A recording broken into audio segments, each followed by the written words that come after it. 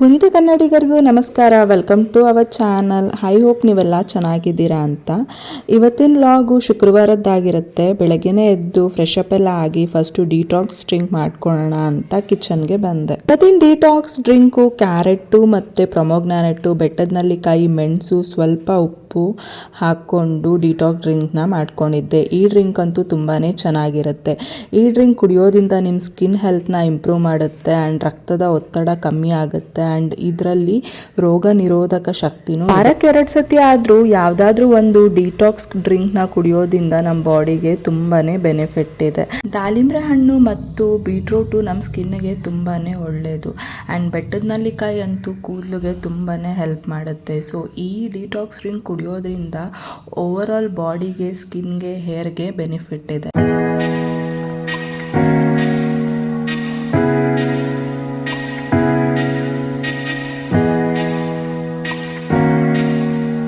ಈ ಡಿಟಾಕ್ಸ್ ಡ್ರಿಂಕ್ನ ನಾನು ಫಿಲ್ಟರ್ ಮಾಡ್ಕೊಳಲ್ಲ. ಯಾಕಂದರೆ ದಾಳಿಂಬ್ರೆಯಲ್ಲಿರುವ ಫೈಬರ್ ಅಂಶ ಫಿಲ್ಟರ್ ಮಾಡಿಕೊಂಡ್ರೆ ಹೋಗುತ್ತೆ. ಹಾಗಾಗಿ ನಾನು ಹಾಗೆ ಕುಡಿತೀನಿ. ಸ್ವಲ್ಪ ಒಗ್ರೊಗ್ರಾಗಿರುತ್ತೆ ಆದರೆ ಚೆನ್ನಾಗಿರುತ್ತೆ ಕುಡಿಬೇಕಾದ್ರೆ. ಡಿಟಾಕ್ಸ್ ಡ್ರಿಂಕ್ ಕುಡಿದ್ಮೇಲೆ ಇನ್ನು ಬೆಳಗಿನ ಬ್ರೇಕ್ಫಾಸ್ಟ್ಗೆ ಪ್ರಿಪೇರ್ ಮಾಡ್ಕೊತಾ ಇದ್ದೆ. ಇವತ್ತಂತೂ ಒಂದು ಸಿಂಪಲ್ ಆಗಿರೋ ರೈಸ್ ರೆಸಿಪಿನ ತೋರಿಸ್ತಾ ಇದ್ದೀನಿ. ಇದಂತೂ ಬೇಗನೆ ಆಗಿಬಿಡುತ್ತೆ. ಮಿಕ್ಸಿ ಜಾರ್ಗೆ ಸ್ವಲ್ಪ ಬೆಳ್ಳುಳ್ಳಿ, 1 ಇಂಚ್ ಶುಂಠಿ, 5-6 ಹಸಿಮೆಣಸಿನ್ಕಾಯಿ, ಸ್ವಲ್ಪ ಪುದೀನ, ಕೊತ್ತಂಬರಿ ಆ್ಯಂಡ್ 2 ಟೇಬಲ್ ಸ್ಪೂನ್ ಆಗೋಷ್ಟು ಮೊಸರನ್ನ ಸೇರಿಸ್ಕೊಂಡಿದ್ದೀನಿ. ಆ್ಯಂಡ್ ಇದ್ರ ಜೊತೆಗೆ ಸ್ವಲ್ಪ ನೀರು ಸೇರಿಸ್ಕೊಂಡು ಈ ಮಸಾಲೆನ ಚೆನ್ನಾಗಿ ಗ್ರೈಂಡ್ ಮಾಡ್ಕೊಂಡಿದ್ದೀನಿ. ರೈಸಲ್ಲಂತೂ ತುಂಬಾ ಬಾತ್ಗಳ ರೆಸಿಪಿ ಇದೆ, ಬಟ್ ಈ ರೆಸಿಪಿ ಒಂದು ಸತಿ ಟ್ರೈ ಮಾಡಿ ನೋಡಿ. ಸಿಂಪಲ್ಲಾಗೂ ಇದೆ ಆ್ಯಂಡ್ ಟೇಸ್ಟ್ ಅಂತೂ ಸೂಪರ್ ಆಗಿರುತ್ತೆ. ಸೊ ಈ ಮಸಾಲೆ ಎಲ್ಲ ರುಬ್ಕೊಂಡ್ಮೇಲೆ ಒಂದು ಕುಕ್ಕರ್ಗೆ 2 ಟೇಬಲ್ ಸ್ಪೂನ್ ಆಗೋಷ್ಟು ಎಣ್ಣೆ ಆ್ಯಂಡ್ ಸ್ವಲ್ಪ ತುಪ್ಪನೂ ಆ್ಯಡ್ ಮಾಡಿದ್ದೀನಿ.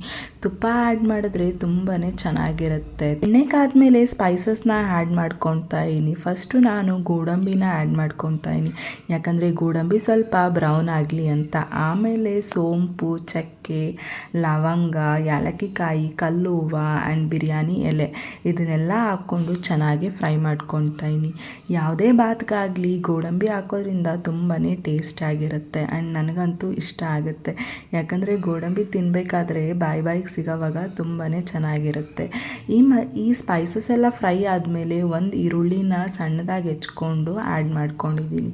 ಈರುಳ್ಳಿ ಚೆನ್ನಾಗಿ ಫ್ರೈ ಆದಮೇಲೆ ಬಟಾಣಿನ 1 ಕಪ್ ಆಗೋಷ್ಟು ಬಟಾಣಿನ ಸೇರಿಸ್ಕೊಂಡು ಅದನ್ನು ಸಾಫ್ಟ್ ಆಗೋವರೆಗೂ ಅದನ್ನು ಫ್ರೈ ಮಾಡ್ಕೊಂಡಿದ್ದೀನಿ. ಒಂದು ಸತಿ ನಮಗೆ ತರಕಾರಿ ಹಾಕಿದಾಗ ಪಲಾವ್ ತಿನ್ನಬೇಕು ಅನಿಸಲ್ಲ. ಹಾಗಾಗಿ ಈ ಥರ ಸಿಂಪಲ್ಲಾಗಿ ಟ್ರೈ ಮಾಡಿ, ತುಂಬಾ ಚೆನ್ನಾಗಿರುತ್ತೆ. ಆ್ಯಂಡ್ ರುಬ್ಕೊಂಡಿರೋ ಮಸಾಲೆನೂ ಹಾಕ್ಕೊಂಡು ಹಸಿ ವಾಸನೆ ಹೋಗೋವರೆಗೂ ಅದನ್ನು ಫ್ರೈ ಮಾಡ್ಕೊಂಡಿದ್ದೀನಿ. ನೀವು ಯಾವುದೇ ಅಡುಗೆ ಮಾಡಬೇಕಾದ್ರೆ ಇಲ್ಲ ಮಸಾಲೆ ರುಬ್ಬಿ ಅದನ್ನು ಆ್ಯಡ್ ಮಾಡಬೇಕಾದ್ರೆ ಚೆನ್ನಾಗಿ ಫ್ರೈ ಮಾಡ್ಕೊಳ್ಳಿ. ಯಾವ ರೀತಿ ಅಂದರೆ ಆ ಮಸಾಲೆಯಲ್ಲಿ ಎಣ್ಣೆ ಬಿಡಬೇಕು, ಆವಾಗ ಅದು ಚೆನ್ನಾಗಿ ಫ್ರೈ ಆಗಿದೆ ಅಂತ ಅರ್ಥ. ನಾನು ಯಾವ ಥರ ಅಂದರೆ ಬೆಳಗ್ಗೆ ಎದ್ದು ತಿಂಡಿ ಮಾಡಬೇಕಂದ್ರೆ ರಾತ್ರಿನೇ ಪ್ರಿಪೇರ್ ಆಗಿರ್ತೀನಿ. ಇವತ್ತಿಗೆ ಇದು ಮಾಡಬೇಕು, ಇವತ್ತಿನ ಈ ಥರ ಲಂಚ್ ಬಾಕ್ಸ್ ಇರಬೇಕು ಅಂತ. ಹಾಗಾಗಿ ಬೆಳಗ್ಗೆ ಎದ್ದಿದ ತಕ್ಷಣ ನನಗೆ ಯಾವುದೇ ರೀತಿ ಕನ್ಫ್ಯೂಷನ್ ಇರಲ್ಲ. ಸೊ ನಾನು ಏನು ಅಂದ್ಕೊಂಡಿರ್ತೀನೋ ಕಿಚನಿಗೆ ಬಂದುಬಿಟ್ಟು ಬೇಗ ಮುಗಿಸ್ಬಿಡ್ತೀನಿ ಆ್ಯಂಡ್ ನಮಗೆ ಟೈಮು ಸೇವ್ ಆಗುತ್ತೆ. ಸೊ ಹಾಗಾಗಿ ವಾರದಿಂದ ವಾರಕ್ಕೆ ನಾನು ಯಾವ್ಯಾವ ರೀತಿ ನಾಷ್ಟ ಮಾಡಬೇಕು ಅಂತ ಲಿಸ್ಟ್ ಮಾಡ್ಕೊಂಡಿರ್ತೀನಿ. ಬಟ್ ಕೆಲವೊಂದು ಸತಿ ಅದು ವರ್ಕೌಟ್ ಆಗುತ್ತೆ, ಕೆಲವೊಂದು ಸತಿ ಅದು ವರ್ಕೌಟ್ ಆಗೋಲ್ಲ. ನಾವೇನು ಅಂದ್ಕೊಂಡಿರ್ತೀರೋ ಕೆಲವೊಂದು ಸತಿ ಆಗಲ್ಲ. ಹಾಗಾಗಿ ನಾನು ಯಾವಾಗಲೂ ಒಂದು ಪ್ಲ್ಯಾನ್ ಬಿ ಅಂತೂ ಇಟ್ಟೇ ಇರ್ತೀನಿ ಬ್ರೇಕ್ಫಾಸ್ಟಲ್ಲಿ. ಸೊ ಇವತ್ತು ಇದಾಗಿಲ್ಲ ಅಂದರೆ ಇನ್ನೊಂದಂತೂ ರೆಡಿಯಾಗಿರುತ್ತೆ ಆ ರೀತಿ. ಸೊ ಈ ಹಸಿ ವಾಸನೆ ಎಲ್ಲ ಹೋದ್ಮೇಲೆ 2 ಗ್ಲಾಸ್ ಆಗೋಷ್ಟು ನಾನು ವಾಟರ್ನ ಆ್ಯಡ್ ಮಾಡ್ಕೊಂಡಿದ್ದೀನಿ. ಯಾವಾಗಲೂ ನೀವು ಪಲಾವ್ ಮಾಡಬೇಕಂದ್ರೆ ನೀರು ಚೆನ್ನಾಗಿ ಕುದೀತಾ ಇರಬೇಕು, ಆವಾಗ ರೈಸ್ ಹಾಕಿ ಆ್ಯಂಡ್ ಆ ರೈಸ್ ಆದಮೇಲೆ ಸ್ಮೂತಾಗಿ ಅದನ್ನು ಮಿಕ್ಸ್ ಮಾಡಿ. ಜೋರಾಗಿ ಮಿಕ್ಸ್ ಮಾಡಿದ್ರೆ ರೈಸ್ ಒಡೆದೋಗುತ್ತೆ, ಯಾಕಂದರೆ ನಾವು ಅದನ್ನು ಸೋಕ್ ಮಾಡಿ ಇಟ್ಟಿರ್ತೀರಿ ಆ್ಯಂಡ್ ರೈಸು ತುಂಬಾ ಸಾಫ್ಟ್ ಆಗಿರುತ್ತೆ. ಈ ಬಾತಂತೂ ತುಂಬಾ ಸಿಂಪಲ್ ಆ್ಯಂಡ್ ಈಸಿ ಆಗಿರುತ್ತೆ ಆ್ಯಂಡ್ ಇಷ್ಟೇ ಈ ಬಾತ್ಗೆ ಇಂಗ್ರೀಡಿಯೆಂಟ್ಸ್ ಬೇಕಾಗಿರುತ್ತೆ. ಆ್ಯಂಡ್ ಇದನ್ನು ಲಿಡ್ನ ಕ್ಲೋಸ್ ಮಾಡಿಬಿಟ್ಟು 2 ವಿಷಲ್ ಆದಮೇಲೆ ಓಪನ್ ಮಾಡಿ ನೋಡಿ, ತುಂಬಾ ಚೆನ್ನಾಗಿ ಬಂದಿರುತ್ತೆ. ಶುಕ್ರವಾರ ಆಗಿರೋದ್ರಿಂದ ದೇವರಿಗೆ ಸ್ವಲ್ಪ ನೈವೇದ್ಯಕ್ಕೆ ಇಡೋಣ ಅಂತೇಳಿ ನಾನು ಪಾಯಸ ಮಾಡ್ತಾ ಇದ್ದೆ. ನಮ್ಮನೇಲಂತೂ ಸ್ವೀಟೆಲ್ಲ ಮಾಡೋದು ತುಂಬಾ ರೇಯರ್, ಯಾಕಂದರೆ ನಮ್ಮನೇಲಿ ಸ್ವೀಟು ಅಷ್ಟು ಇಷ್ಟಪಡಲ್ಲ.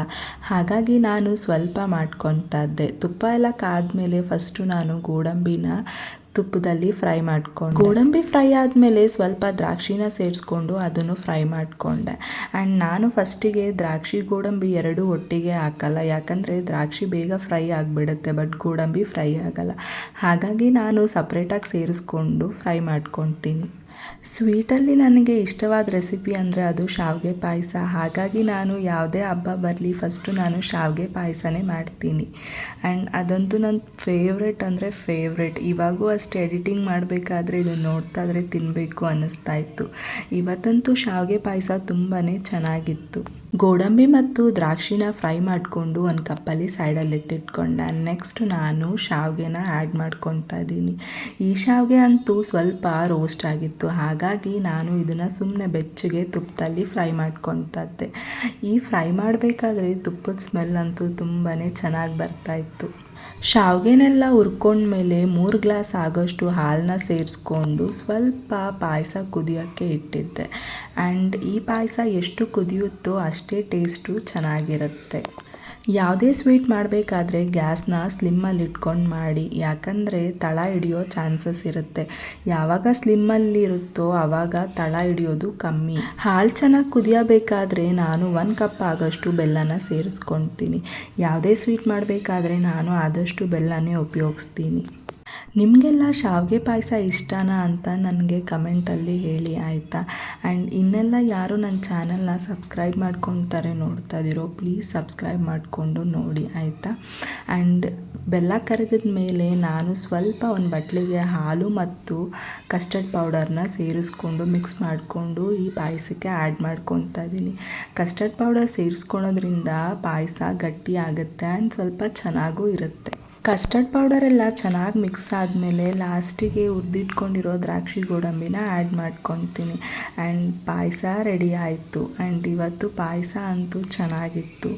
ಯಾಕೆ ಮತ್ತೆ ಪಾಯಸ ಚೆನ್ನಾಗಿತ್ತು ಅಂತ ಹೇಳ್ತೀನಿ ಅಂದರೆ ಈ ಥರ ನೀವು ಟ್ರೈ ಮಾಡಿ ನೋಡಿ. ಸಕ್ಕರೆ ಬದಲು ಬೆಲ್ಲನ ಹಾಕ್ಕೊಂಡು ಪಾಯಸ ಮಾಡಿ ತುಂಬಾ ಚೆನ್ನಾಗಿರುತ್ತೆ.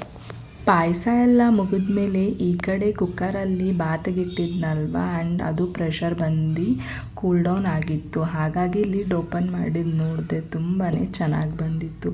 ಇದಕ್ಕೆ ಬಾತ್ ಅಂತಾರೋ ಪಲಾವ್ ಅಂತಾರೋ ಗೊತ್ತಿಲ್ಲ, ಆದರೆ ರೆಸಿಪಿ ಮಾತ್ರ ತುಂಬಾ ಚೆನ್ನಾಗಿ ಬಂದಿತ್ತು. ಬೆಳಗ್ಗೆ ಬೇಗನೂ ನನಗೆ ಆಯಿತು. ನಿಮ್ಮನೇಲೆಲ್ಲ ಯಾವ ಥರ ಬ್ರೇಕ್ಫಾಸ್ಟ್ನ ಪ್ಲ್ಯಾನ್ ಮಾಡ್ತೀರಾ ಅಂತ ನನಗೆ ಕಮೆಂಟ್ ಮೂಲಕ ತಿಳಿಸಿ ಆಯಿತಾ. ಆ್ಯಂಡ್ ಇನ್ನೊಂದು ಬ್ರೇಕ್ಫಾಸ್ಟ್ನ ಆದಷ್ಟು ಹೆಲ್ತಿಯಾಗಿ ಇಟ್ಕೊಳ್ಳಿ, ಯಾಕಂದರೆ ಬೆಳಗ್ಗೆ ಹೆಲ್ತಿ ತಿನ್ನೋದ್ರಿಂದ ನಮ್ಮ ಬಾಡಿ ಎಂಟೈರ್ ಡೇ ಆ್ಯಕ್ಟಿವ್ ಆಗಿರುತ್ತೆ. ಬ್ರೇಕ್ಫಾಸ್ಟ್ ಕೆಲಸ ಎಲ್ಲ ಮುಗಿದ್ಮೇಲೆ ದೇವ್ರಿಗೆ ಪೂಜೆ ಮಾಡೋಣ ಅಂತೇಳಿ ಬಂದೆ. ಕಳಸಕ್ಕೆ ಫಸ್ಟು ನೀರು ಹಾಕಿ ಕಳಸದಲ್ಲಿ ಎಳೆ ಇಡ್ತಾ ಇದ್ದೆ. ಆ್ಯಂಡ್ ನನಗೆ ಕಳಸದಲ್ಲಿ ಎಳೆ ಇಡೋದಂದರೆ ತುಂಬಾ ಇಷ್ಟ. ಎಷ್ಟು ಚೆನ್ನಾಗಿ ಕಾಣುತ್ತೆ ಅಲ್ವಾ. ಶುಕ್ರವಾರದ ಹೊತ್ತು ಆದಷ್ಟು ನಾನು ಬೆಳಗ್ಗೆ 6 ಗಂಟೆಯಿಂದ 7 ಗಂಟೆ ಅಷ್ಟೊತ್ತಿಗೆ ಪೂಜೆನ ಮುಗಿಸ್ಬಿಡ್ತೀನಿ.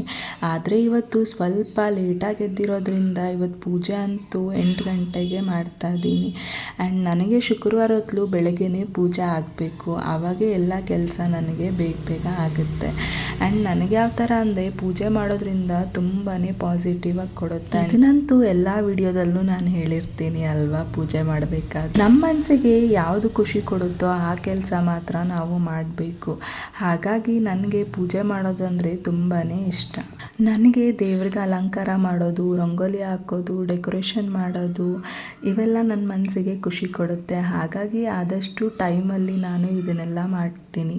ಆ್ಯಂಡ್ ಈ ರೀತಿ ಮಾಡೋದ್ರಿಂದ ನನಗೆ ನಾನು ಬ್ಯುಸಿಯಾಗಿರ್ತೀನಿ. ಆ್ಯಂಡ್ ನಾನು ಬ್ಯುಸಿಯಾಗಿರೋಷ್ಟು ತುಂಬಾ ನನ್ನ ಬಾಡಿ ಆ್ಯಕ್ಟಿವ್ ಆಗಿರುತ್ತೆ. ಹಾಗಾಗಿ ಆದಷ್ಟು ಎಲ್ಲರೂ ಬ್ಯುಸಿಯಾಗಿರಿ ಆ್ಯಂಡ್ ಆ್ಯಕ್ಟಿವ್ ಆಗಿರಿ. ಯಾವುದೇ ರೀತಿ ಕೆಟ್ಟ ಯೋಚನೆ ಮಾಡ್ತಾರೆ, ಯಾವುದೇ ರೀತಿ ಬೇಡದಿರೋ ವಿಷಯದ ಬಗ್ಗೆ ಯೋಚನೆ ಮಾಡ್ತಾರೆ. ನಿಮಗೆ ಯಾವುದು ಸರಿ ಅನಿಸುತ್ತೋ, ನಿಮ್ಮ ಮನಸ್ಸಿಗೆ ಯಾವುದು ಖುಷಿ ಕೊಡುತ್ತೋ, ನಿಮಗೆ ಯಾವುದು ನೆಮ್ಮದಿ ಕೊಡುತ್ತೋ ಅದನ್ನು ಮಾಡಿ. ಆ್ಯಂಡ್ ಇವತ್ತಂತೂ ಈ ಥರ ರಂಗೋಲಿನ ಟ್ರೈ ಮಾಡಿದ್ದೆ. ರಂಗೋಲಿ ಹೇಗಿದೆ ಅಂತ ನೀವೆಲ್ಲ ನನಗೆ ಹೇಳಿ.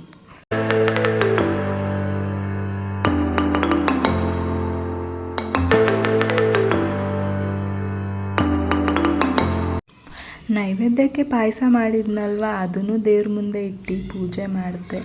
ಆ್ಯಂಡ್ ನನಗೆ ಈ ಥರ ಪೂಜೆ ಮಾಡಬೇಕಾದ್ರೆ ಏನಾದರೂ ನೈವೇದ್ಯ ಇಟ್ಟು ಪೂಜೆ ಮಾಡೋದು ರೂಢಿಯಾಗಿದೆ. ಅಟ್ಲೀಸ್ಟ್ ಸ್ವೀಟ್ ಮಾಡಿಲ್ಲ ಅಂದರೆ ಏನಾದರೂ ಬಾಳೆಹಣ್ಣು ಇಲ್ಲ ಆ್ಯಪಲ್ಲು ಇಲ್ಲ ಹಾಲಾದರೂ ಇಟ್ಟು ನಾನು ಪೂಜೆ ಮಾಡ್ತೀನಿ.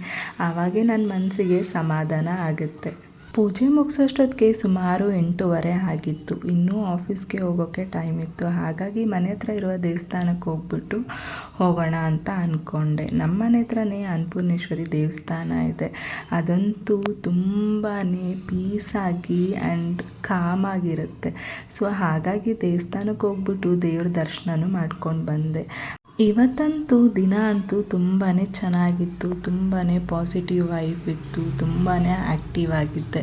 ಆ್ಯಂಡ್ ದೇವ್ರ ದರ್ಶನ ಮಾಡ್ಕೊಂಡು ಬಂದಮೇಲೆ ಬ್ರೇಕ್ಫಾಸ್ಟ್ಗೆ ನಾನು ಮಾಡಿದ ಪಲಾವ್ ಹಾಕ್ಕೊಂಡು ಸ್ವಲ್ಪ ಫ್ರೂಟ್ನ ಆ್ಯಡ್ ಮಾಡ್ಕೊಂಡಿದ್ದೆ, ಪ್ರಮೋಗ್ನಾನೆಟ್ಟು ಆ್ಯಂಡ್ ಸ್ವಲ್ಪ ಪಾಯಸ ಹಾಕ್ಕೊಂಡು ನಾನು ಬ್ರೇಕ್ಫಾಸ್ಟ್ನ ಮುಗಿಸಿ ಆಫೀಸ್ಗೆ ಹೊರಟೆ. ಇವತ್ತಿನ ವ್ಲಾಗ್ ಹೇಗಿತ್ತು ಅಂತ ನನಗೆ ತಿಳಿಸಿ ಆಯಿತಾ? ನಿಮಗೆಲ್ಲ ಇಷ್ಟ ಆದರೆ ಲೈಕ್ ಮಾಡಿ.